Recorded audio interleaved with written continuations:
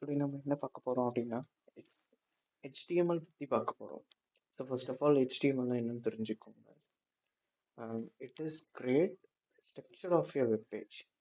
ஒரு வெப் பேஜில் ஒரு ஸ்ட்ரக்சரை அதுதான் கிரியேட் பண்ணும். ஃபார் எக்ஸாம்பிள், ஒரு வீடு கட்டணும்னு நினைக்கிறோம்னு வச்சுக்கோங்க. ஸோ அந்த வீடை எப்படி கட்டணும், ஸோ அதை வந்துட்டு எங்கெங்கெல்லாம் என்னென்ன இருக்கணும் அப்படின்றது முடிவு பண்ணுறது மட்டும்தான் இந்த HTML. ஓகேவா? ஸோ ஒரு சின்ன எக்ஸாம்பிள்ஸ் தான் அந்த வீடு மாதிரி சொன்னேன். பட் அதோட கோட் ஸ்ட்ரக்சர் பார்த்தோம் அப்படின்னா ஹியூமனோட பாடி எப்படி இருக்கும், சேம் அந்த மாதிரி தான் இருக்கும். ஸோ HTMLோட ஃபுல் ஃபார்ம் பார்த்தீங்கன்னா hyper text markup language. So ஒரு ஃப்ரண்ட் எண்டை கிரியேட் பண்ணுறதுக்கு HTML விட ஒரு பெட்டர் லாங்குவேஜ் இருக்கான்னு கேட்டால் இது வரைக்கும் கிடையாது. ஸோ ஃபர்ஸ்ட்லேருந்தே அது மட்டும் தான் இருக்குது. ஸோ அப்டேட்டடாக நம்ம இப்போ என்ன வெர்ஷன் பார்க்க போகிறோம் அப்படின்னா HTML5 தான் பார்க்க போகிறோம். ஸோ பேசிக்ஸாக எல்லாருக்கும் விஷுவல் ஸ்டுடியோ யூஸ் பண்ண தெரியும்னா இது கொஞ்சம் ஈஸியாக புரியும். ஸோ ஃபர்ஸ்ட் ஒரு ஃபோல்டரை கிரியேட் பண்ணிக்கணும்.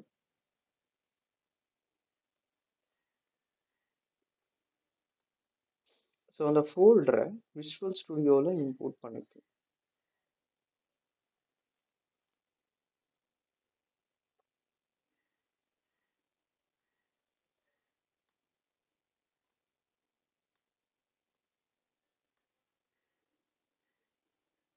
ஸோ அந்த ஃபோல்டரை விஷுவல் ஸ்டுடியோவில் இம்போர்ட் பண்ணதுக்கப்புறம் ஸோ ஃபர்ஸ்ட் ஆஃப் ஆல் நீங்கள் என்ன பண்ணுங்கள், விஷுவல் ஸ்டுடியோ ஓப்பன் பண்ணிவிட்டு உங்கள் ஃபைல் இருக்கா, இந்த ஃபைலை கிளிக் பண்ணிவிட்டு ஓப்பன் ஃபோல்டர் அப்படின்னு இருக்குது. ஸோ அந்த ஓப்பன் ஃபோல்டரை கிளிக் பண்ணிவிட்டு நம்ம எங்கே ஃபோல்டர் ஓப்பன் பண்ணியிருக்கோம் அப்படின்னா டெஸ்க்டாப். ஸோ டெஸ்க்டாப்பில் போய் அந்த HTML ஃபைலை ஒன் கிளிக் மட்டும்தான் பண்ணணும். டபுள் கிளிக் பண்ணிங்கன்னா ஃபோல்டரே ஓப்பன் ஆகிடும். ஸோ ஃபோல்டர் ஓப்பன் பண்ண தேவையில்லை, அந்த ஃபோல்டரை இம்போர்ட் பண்ணால் போதும். ஸோ ஃபர்ஸ்ட் HTML5 அப்படின்றத ஒரு கிளிக் பண்ணி செலக்ட் ஃபோல்டர் அப்படின்னு கொடுத்தா அது விஷுவல் ஸ்டுடியோ கோடில் இப்படி இம்போர்ட் ஆகிடும். ஸோ இந்த கர்சரை இங்கே இம்போர்ட் ஆன அந்த HTML ஃபைல் நேமுக்கு நேராக கொண்டு போகும்போது சில ஆப்ஷன்ஸ் வந்து போகும். ஸோ ஆக்சுவலி இது என்னன்னா, இது நியூ ஃபைலில் கிரியேட் பண்ணுறது, நியூ ஃபோல்டரை கிரியேட் பண்ணுறது, இது ரெஃப்ரெஷ் பண்ணுறதுக்காக யூஸ் பண்ணுவோம். ஸோ மோர் தென் நம்ம நியூ ஃபைல் மட்டும்தான் அதிகமாக யூஸ் பண்ணிக்கிட்டே இருப்போம். ஸோ ஒரு HTML ஃபைலை நம்ம கிரியேட் பண்ணணும் இப்போ. ஸோ இந்த நியூ ஃபைலை கிளிக் பண்ணிவிட்டு HTML ஃபைலை கிரியேட் பண்ணுறதுக்கு என்ன மாதிரி நேம் கொடுக்கணும் அப்படின்னா, ப்ரொஃபஷ்னலாக நீங்கள் index.html அப்படின்னு தான் கொடுக்கணும். ஸோ index.html ஏன் index.html கொடுக்கணும் அப்படின்னா, ஸோ ஒரு ஹோம் பேஜை நம்ம கிரியேட் பண்ணுறோம் அப்படின்னாவே அதுக்கு index.html தான் நம்ம கொடுக்கணும். ஸோ இது பேசிக்காக ஒரு HTMLோட ஃபைலை கிரியேட் பண்ணுறதுக்கான வே. நெக்ஸ்ட்டு ஒரு பேசிக் ஸ்ட்ரக்சரை கிரியேட் பண்ணணும். ஸோ நான் ஆல்ரெடி சொல்லியிருக்கேன், ஒரு HTML கோடும் ஒரு ஹியூமனோட பாடி மாதிரி தான் இருக்கும் அப்படின்னு சொல்லிட்டு. ஃபார் எக்ஸாம்பிள், இப்போ நம்ம என்ன கோடு பார்க்க போகிறோம் அப்படின்னா டாக் டைப் HTML அப்படின்ற ஒரு கோட் டெம்ப்ளேட்டை பார்க்க போகிறோம். அதுக்கு நீங்கள் ஷிஃப்டையும் ஒன்னையும் ப்ரெஸ் பண்ணும்போது சேர்ந்தும், ஐ மீன் ஷிஃப்ட் ப்ளஸ் ஒன்னை ப்ரெஸ் பண்ணும்போது உங்களுக்கு எக்ஸ்க்ளமேட்டரி சிம்பிள் இந்த மாதிரி வரும். ஜஸ்ட் நீங்கள் என்டர் கொடுத்தா போதும், அதுக்கான பேசிக் ஸ்ட்ரக்சர் கோட் கிரியேட் ஆகிடும். ஸோ இதுக்கு பேர் தான் டாக் டைப் HTML அப்படின்னு சொல்லுவாங்க. ஸோ இந்த டாக் டைப் HTML நான் ஆல்ரெடி சொல்லியிருக்கேன், ஐ மீன் HTML கூட ஒரு ஹியூமன் பாடி மாதிரி தான். ஸோ இங்கே பார்த்தீங்கன்னா அந்த HTML-க்குள்ள ஹெட்டு தனியாக இருக்கும், பாடி தனியாக இருக்கும். ஓகேவா? ஸோ இந்த ஹெட்டில் நம்ம மோஸ்ட்லி என்ன பண்ணுவோம் அப்படின்னா, ஸோ அதர் லாங்குவேஜஸை கனெக்ட் பண்ணுறது, அப்புறம் இந்த டைட்டில் அப்படி இருக்கு பார்த்தீங்களா? ஸோ டைட்டில்னா என்னன்னா, ஸோ இப்போ பார்க்கலாம். ஜஸ்ட் இதை ரன் பண்ணும்போது நமக்கு ஆக்சுவலி ஒரு வெப் பேஜுக்கு மேலே ரன் ஆகும்போது நீங்கள் ஏதாவது ஒரு வெப்சைட் ஓப்பன் பண்ணி நீங்கள் ரன் பண்ணீங்கன்னு வச்சுக்கோங்க, டாப்பில் அந்த வெப்சைட்டுக்கான நேம் இருக்கும். ஃபார் எக்ஸாம்பிள், இப்போது இதை ரன் பண்ணணும் அப்படின்னா F5 ப்ரெஸ் பண்ணால் போதும். சில சிஸ்டமில், ஐ மீன் சில லேப்பில் மாறும், F1 + F5 ப்ரெஸ் பண்ணுற மாதிரி இருக்கும். ஸோ இப்படி ப்ளஸ் பண்ணும்போது உங்களுக்கு க்ரோம் இருந்தால் க்ரோமில் ரன் பண்ணிக்கலாம், இல்லை மைக்ரோசாஃப்ட் எட்ஜ் இருந்தால் மைக்ரோசாஃப்ட் எட்ஜில் நீங்கள் ரன் பண்ணிக்கலாம். என்கிட்ட மைக்ரோசாஃப்ட் எட்ஜ் இருக்குது, ஸோ அதை நான் அதை யூஸ் பண்ணி ரன் பண்ணுறேன். ஸோ ரன் பண்ணும்போது எனக்கு இந்த இடத்துல இந்த டாக்குமெண்ட் அப்படின்னு ஷோ ஆகுது பார்த்தீங்களா? ஸோ இந்த டாக்குமெண்ட் தான் அங்கே இருக்க டைட்டில். ஓகேவா? ஸோ இங்கே இருக்க இந்த டைட்டில், நமக்கு இங்கே என்ன டைட்டில் வேணாலும் நம்ம என்ன பண்ணிக்கலாம், மாற்றிக்கலாம். ஓகே. ஸோ நெக்ஸ்ட்டு வந்து இங்கே இருக்கிறத, ஸோ ஆக்சுவலி இதில் டேக் அப்படின்னு ஒன்று இருக்குது, எலமெண்ட் அப்படின்னு ஒன்று இருக்குது. So what is take, what is element, so அதுக்கான டிஃப்ரென்ஸ் பார்ப்போம். ஸோ இப்போ ஒரு எலமெண்ட் அப்படின்னா அது ஸ்டார்ட் டேக் இருக்கணும், எண்ட் டேக் இருக்கணும். So start take end take இருந்தாவே அதுக்கு சென்டர்ல வந்துட்டு கண்டென்ட் சம் கண்டிப்பாக இன்செர்ட் ஆகியிருக்கும். ஃபார் எக்ஸாம்பிள், இந்த ஹெட் அப்படின்றது ஸ்டார்ட் டேக், இந்த ஐ மீன் இந்த ஹெட் அப்படின்றது க்ளோஸ் டேக். ஸோ இதை நம்ம என்ன சொல்லலாம், ஒரு எலமெண்ட் அப்படின்னு சொல்லலாம். நெக்ஸ்ட், பாடிக்கும் ஸ்டார்ட் டேக் இருக்கு, எண்ட் டேக் இருக்கு. அப்போ இதையும் நம்ம என்னன்னு சொல்லலாம், எலமெண்ட்னு சொல்லலாம். அடுத்தது HTML-க்கும் ஸ்டார்ட் டேக் இருக்கு, எண்ட் டேக் இருக்கு. இதையும் நம்ம என்னன்னு சொல்லலாம், எலமெண்ட்னு சொல்லலாம். But meta sir set UTF-8 அப்படின்னு ஒன்று இருக்கா, இதை நம்ம என்ன சொல்ல மாட்டோம் அப்படின்னா எலமெண்ட் சொல்ல மாட்டோம். ஏன் எலமெண்ட்னு சொல்ல மாட்டோம்? ஃபார் எக்ஸாம்பிள், இதுக்கு ஏன்னா இதுக்கு வந்துட்டு க்ளோஸ் டேகே கிடையாது. அதனால இது என்னன்னு சொல்லணும், ஜஸ்ட் டேக். ஸோ இதுதான் டேகுக்கும் எலமெண்ட்டுக்கும் இருக்கிற வித்தியாசம்.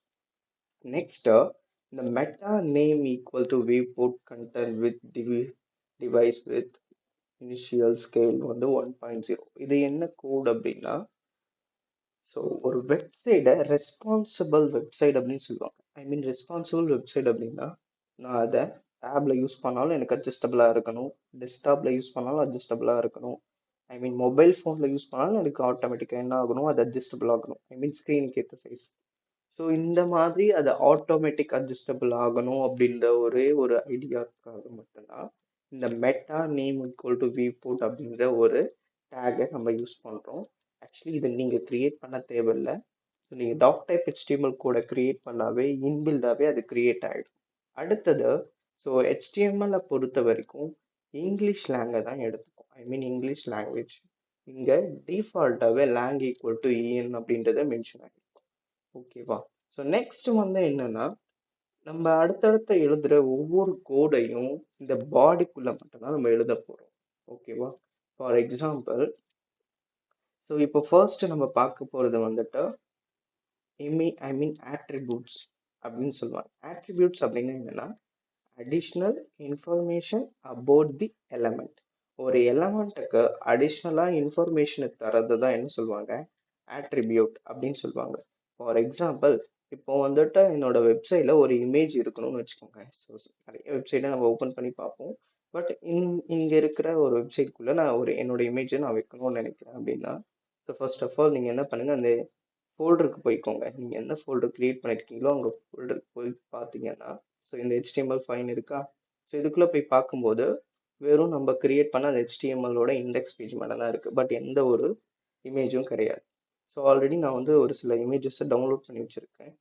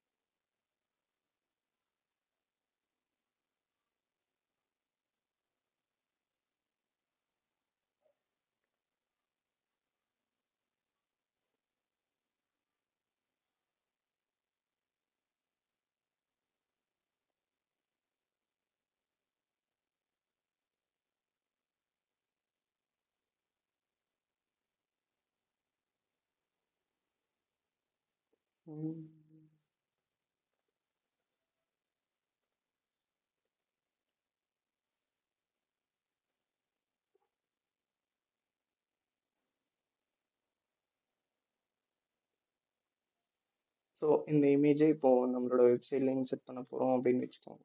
ஃபார் எக்ஸாம்பிள், அதை எங்கே எடுத்துட்டு போய் சேவ் பண்ணணும் அப்படின்னா, ஸோ நம்ம ஆல்ரெடி கிரியேட் பண்ணி வச்சிருக்க டெஸ்க்டாப்ல HTML5 எடுத்துட்டு போய் சேவ் பண்ணிக்கோங்க. ஸோ அந்த இமேஜுக்கு என்ன பேர் வைக்கணுமோ அந்த பேரை நீங்கள் வச்சுக்கிட்டு சேவ் பண்ணிக்கலாம். ஸோ நான் சேவ் பண்ணிட்டேன். சேவ் பண்ணதுக்கப்புறம் இந்த டேபை க்ளோஸ் பண்ணிவிட்டு நீங்கள் விஷுவல் ஸ்டுடியோ ஓப்பன் பண்ணிங்கன்னா போதும், டிஃபால்ட்டாகவே அந்த இமேஜ் இங்கே வந்திருக்கும். ஸோ ஒரு இமேஜை நம்ம எப்படி அதை கனெக்ட் பண்ண போகிறோம், அதோட பாத் மூலயமா தான் நம்ம கனெக்ட் பண்ணுவோம். அதுக்கு first less than image SRC equal to double quartz, next close பண்ணிக்கணும். ஸோ இந்த SRC அப்படின்னா என்னன்னா, சோர்ஸை தான் இங்கே SRC நம்ம மென்ஷன் பண்ணுறோம். ஸோ அந்த SRC டபுள் கோட்ஸ்க்குள்ள டாட் ஃபார்வர்ட் ஸ்லாஷ் போட்ட உடனே எனக்கு இங்க என்னென்ன ஃபைல்ஸை நான் இம்போர்ட் பண்ணி வச்சிருக்கோம் அது இங்க காட்டும். ஸோ அதில் இமேஜை நான் கிளிக் பண்ணிட்டேன். கிளிக் பண்ணதுக்கப்புறம் என் வெப்சைட் வந்து ரன் ஆகிட்டே இருந்தால் இந்த ஆப்ஷன்ஸ் எனக்கு ஷோ ஆகும். இதில் இது டிஸ்கனெக்ட் பண்ணுறது, இது ரெஃப்ரெஷ் பண்ணுறது. ஸோ ரெஃப்ரெஷ் பண்ணிட்டேன் அப்படின்னா இப்போ நம்மளோட வெப்சைட்டில் போய் பார்த்தீங்கன்னா அந்த இமேஜ் இங்கே வந்திருக்கும். ஓகேவா? ஸோ இப்படின்னா ஒரு இமேஜை நம்மளோட வெப்சைட்ல இன்சர்ட் பண்ணணும். நெக்ஸ்ட் பாடிக்குள்ளேயே இமேஜ் இருக்கு. அடுத்தது இந்த இமேஜை வித் அண்ட் ஹைட்டை நான் அட்ஜஸ்ட்மெண்ட் பண்ணணும் அப்படின்னா நீங்க டைரக்டா இங்க இருக்க கிரேட்டர் தன் சிம்பிளுக்குள்ள போயிட்டு ஸ்பேஸ் விட்டுக்கணும். ஸ்பேஸ் விட்டதுக்கு அப்புறம் இதுல வித் அப்படின்னு டைப் பண்ணிக்கோங்க. வித்தை எதுல மென்ஷன் பண்ணணும் அப்படின்னா மோர் தென் பிக்சல்ல மட்டும்தான் மென்ஷன் பண்ணணும். ஓகேவா? இப்போ ஃபார் எக்ஸாம்பிள் நான் 400 பிஎக்ஸ் அப்படின்னு மென்ஷன் பண்ணா அது பிக்சல் அப்படின்றது தான் கன்சிடர் ஆகும். நெக்ஸ்ட் அந்த டபுள் கோட்ஸ்க்கு அப்புறம் ஸ்பேஸ் விட்டுட்டு ஹைட் அப்படின்னு டைப் பண்ணி ஹைட் ஈக்குவல் டு அதையும் நான் என்ன பண்றேன் 400 பிஎக்ஸ் அப்படின்னு வச்சுக்கிறேன். ஸோ 400 பிஎக்ஸ் வச்சதுக்கப்புறம் திருப்பி நான் ரெஃப்ரெஷ் பண்ணுறேன். ரெஃப்ரெஷ் பண்ணதுக்கப்புறம் அதுக்கேற்ற மாதிரி எனக்கு இங்கே இருக்கிற இமேஜ் மாறிடும். ஓகே. ஸோ நெக்ஸ்ட் பார்த்தீங்க அப்படின்னா அடுத்தது நம்ம பார்க்க போகிற இப்போதைக்கு நம்ம 3 ஆட்ரிபியூட் பார்த்துருக்கோம். இந்த ஆல்ரெடி நான் சொன்ன இந்த லேங் அப்படின்றது ஒரு ஆட்ரிபியூட். அப்புறம் இப்போ பார்த்துருக்க இந்த எஸ்ஆர்சி அப்படின்றது ஒரு ஆட்ரிபியூட். அப்புறம் வித் அண்ட் ஹைட் ஒரு ஆட்ரிபியூட். நெக்ஸ்ட் ஒன் வந்துட்டு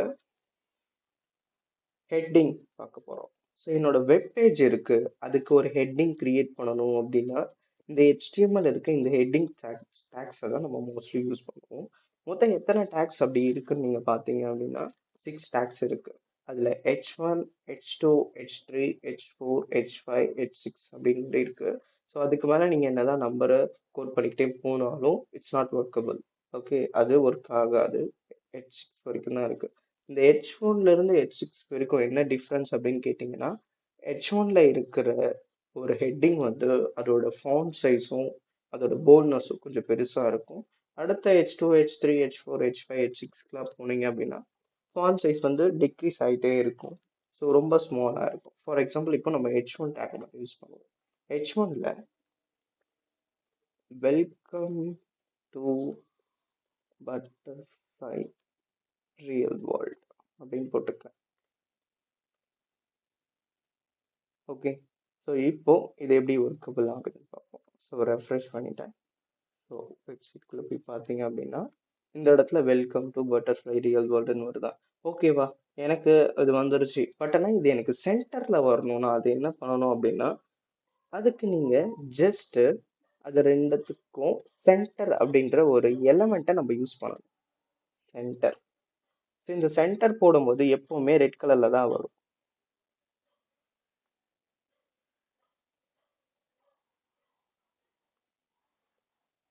ஸோ அது எப்பவுமே ரெட் கலரில் தான் வரும். பட் ஆனால் இது நான் இன்செர்ட் பண்ணிட்டேன். ஆக்சுவலி சென்டருக்குள்ளே அந்த இமேஜையும் ஹெட்டையும் கொண்டு போயிட்டேன். பட் அலைன் எனக்கு சரியா இல்லை. நான் எப்படி அதை அலைன் பண்ணணும் அப்படின்னா நீங்கள் ஒரு எம்டி பிளேஸில் இப்படி கிளிக் பண்ணிட்டு மவுஸில் ரைட் கிளிக் பண்ணீங்க அப்படின்னா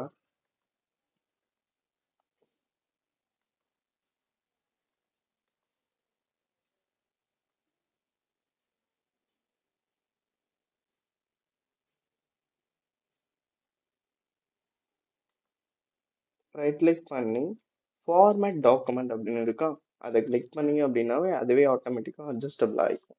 ஸோ நெக்ஸ்ட்டு இதை ரெஃப்ரெஷ் பண்ணி இதை நீங்கள் உள்ளே போய் பாருங்கள். ஸோ இதில் welcome to butterfly real world அப்படின்றது சென்டர்லையும் இமேஜும் எனக்கு கரெக்டாக சென்டர்லையும் வந்துருச்சு. ஸோ அடுத்தது போய் பார்த்தோம் அப்படின்னா நெக்ஸ்ட் ஸ்டைல் அப்படின்னு ஒரு ஆட்ரிபியூட் இருக்கு. அது என்ன ஸ்டைல் அப்படின்னா ஸோ இது வந்து ஒரு சிஎஸ்எஸ் லாங்குவேஜ் அப்படின்னு கூட சொல்லலாம்.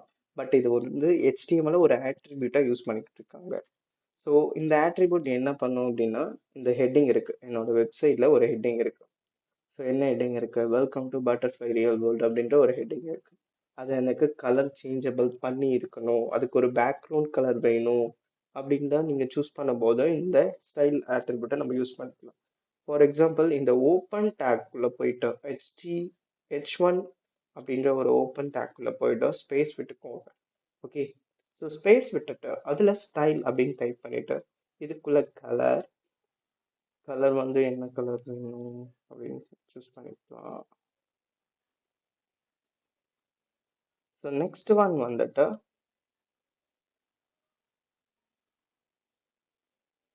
பேக்ரவுண்ட் கலர், சாரி, ஸோ அந்த டபுள் கோட்ஸ்குள்ளேயே பேக்ரவுண்ட் கலர் அப்படின்னு கொடுக்கணும்.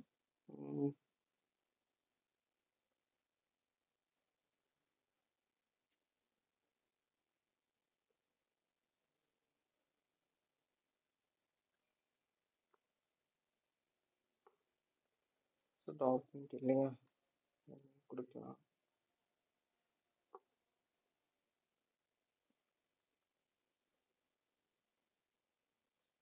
ஸோ ஒரு ப்ரௌன் அப்படின்றத கொடுத்துருக்கேன். ஸோ எப்படி வருதுன்னு பார்ப்போம். ஓகே, ஸோ இந்த மாதிரி ரிஃப்ளெக்ட் ஆகும் நமக்கு. ஓகேவா? ஸோ இது வரைக்கும் நம்ம பார்த்ததுல உங்களுக்கு ஓரளவுக்கு புரிஞ்சிருக்கும் அப்படின்னு நினைக்கிறேன். நம்ம என்னென்ன பார்த்தோம்?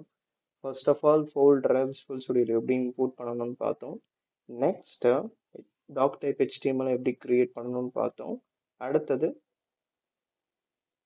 ஸோ HTML கூட ஸோ எந்த மாதிரி ஹியூமனோட பாடி மாதிரி தான் ரன் ஆகுது. ஸோ அதுக்குள்ளே என்னென்ன டேக் இருக்குது, எலமெண்ட் இருக்குது அப்படின்றத பார்த்தோம். அடுத்தது ஆட்ரிபியூட்ஸ் பார்த்தோம். இப்போ ஹெட்டிங் டேக் பார்த்துட்டோம். நெக்ஸ்ட்டு பேராகிராஃப் டேக் அப்படின்னு ஒன்று இருக்குது. ஸோ பேராகிராஃப் டேக்னா என்ன அப்படின்னு கேட்டிங்கன்னா, ஒரு நிறைய பேராகிராஃப் இருக்கு, அதை எப்படி நான் வந்து H1 டேக்குள்ளே யூஸ் பண்ண முடியுமா? ஸோ முடியாது. ஏன்னா அதில் இருக்க ஃபாண்ட் சைஸ் டிஃப்ரென்ஸ் ஆகும். அப்போ எனக்கு பேராகிராஃப் டேக் தான் வேணும் அப்படின்னா இந்த பீன்ற ஒரு டேக்கை நம்ம யூஸ் பண்ணிக்கலாம். ஸோ அதுக்குள்ளே நம்ம என்ன கண்டென்ட் வேணுமோ எடுத்துக்கலாம். ஃபார் எக்ஸாம்பிள் இப்போ போய் நான் ஏதாவது ஒரு கண்டென்ட் எடுப்போம்.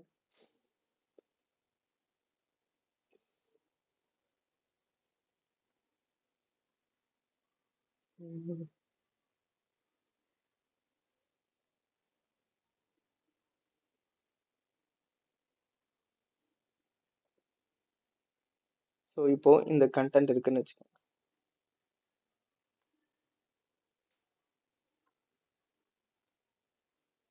ஸோ இதை நான் காப்பி பண்ணிட்டேன். இது காப்பி பண்ணதுக்கப்புறம் என்னோட இந்த பேராகிராஃப் டேக்குள்ளே போட்டுருக்கேன். ஸோ இதுவும் என்ன ஆகுதுன்னா அலைன்மெண்ட் சரியா இல்லை. ஒரே பேஜ்லேயே இருக்கு. அதுக்கு என்ன பண்ணலாம்? சேம் அதே ஃபார்மட் டாக்குமெண்ட்டை கொடுத்தோம் அப்படின்னா ஸோ எப்படி இது கரெக்டாக அலைன் ஆகிடும். ஸோ இது கீழே என்னடா இது ரெட் கலரில் இருக்குது டீபப்பிங் கன்சோல் அப்படின்னு, இதெல்லாம் தேவையில்லை. ஸோ இது ரெட்டில் வந்தாலும் நீங்கள் எதுவும் பண்ண வேண்டாம்.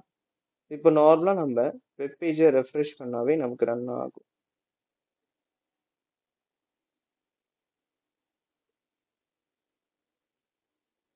ஓகேவா? நம்ம வச்சு அந்த கான்டென்ட் ஸோ நார்மலாக கீழே வந்திருக்கு. ஓகே,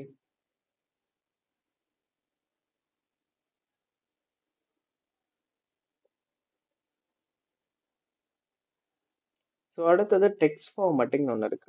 டெக்ஸ்ட் ஃபார்மேட்டிங்கில் இப்போ நம்மளோட வெப்சைட்ல பார்த்தீங்க அப்படின்னா இந்த இமாச்சல் பிரதேஷ் அப்படின்றது மட்டும் எனக்கு போல்ட்னஸாக தெரியணும் அப்படின்றதுக்கு நம்ம என்ன பண்ணணும்?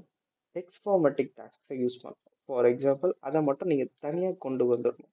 இப்போ நான் என்ன பண்ணுறேன், அந்த இதுவை தனியாக கொண்டு வந்துட்டு போல்ட் அப்படின்றதுக்கு பி அப்படின்ற ஒரு டேகை யூஸ் பண்ணுவாங்க.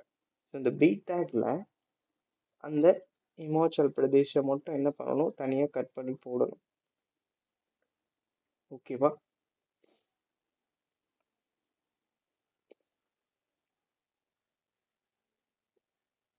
ஸோ எனக்கு இது போல்டாக இருக்கு. ஓகே, ஸோ இதில் போல்ட்னஸ் மட்டும்தான் இருக்கான்னு கேட்டால் கிடையாது, இன்னும் நிறைய இருக்கு.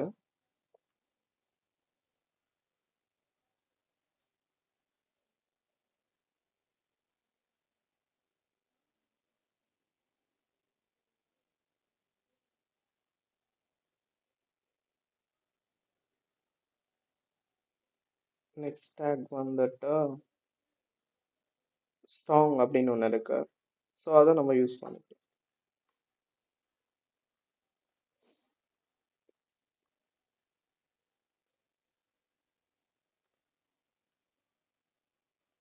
ஸ்ட்ராங்னு யூஸ் பண்ணாலும் சேம் நோ டிஃப்ரெண்ட், அதே போல்ட்னஸ் தான் இருக்கும்.